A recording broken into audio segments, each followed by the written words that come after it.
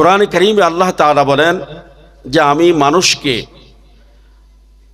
একটা গাইডলাইন দিয়েছি, সেই গাইডলাইনটা হচ্ছে কোরআন, হেদায়েতের জন্য। এটা শুধু মুসলমানদের কথা বলেন নাই, হুদাল লিন্নাস ওয়া বাইয়িনাতিম মিনাল হুদা ওয়াল ফুরকান, এবং মানব মণ্ডলীকে যে কোরআনকে আমি দিয়েছি হেদায়েতের গাইডলাইন হিসেবে, এটা ওয়া বাইয়িনাতিম মিনাল হুদা ওয়াল ফুরকান, যে এই হেদায়েতের এটা একটা দলিল।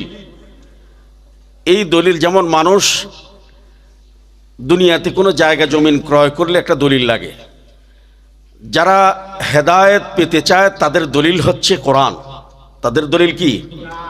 তাহলে বুঝতে হবে এই কোরআন ব্যতীত, এই কোরআনকে বাদ দিয়ে কোনো জাতি, কোনো সভ্য সমাজ কখনোই তার আগে বাড়তে পারবে না। এখন কখনোই এই কোরআনকে বাদ দিয়ে কেউ যদি কোনো কিছু করতে চায় তাহলে সেটা সম্ভব না।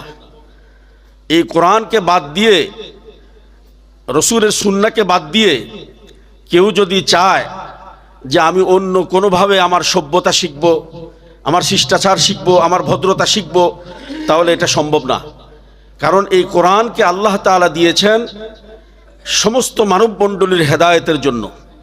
আজকে আমরা এখানে যারা আছি, আপনারা যারা আপনাদের সন্তানদেরকে দিয়েছেন, আমার বিশ্বাস আপনারা এই বিশ্বাস থেকেই কোরআনের ইলম শিখার জন্যই আপনারা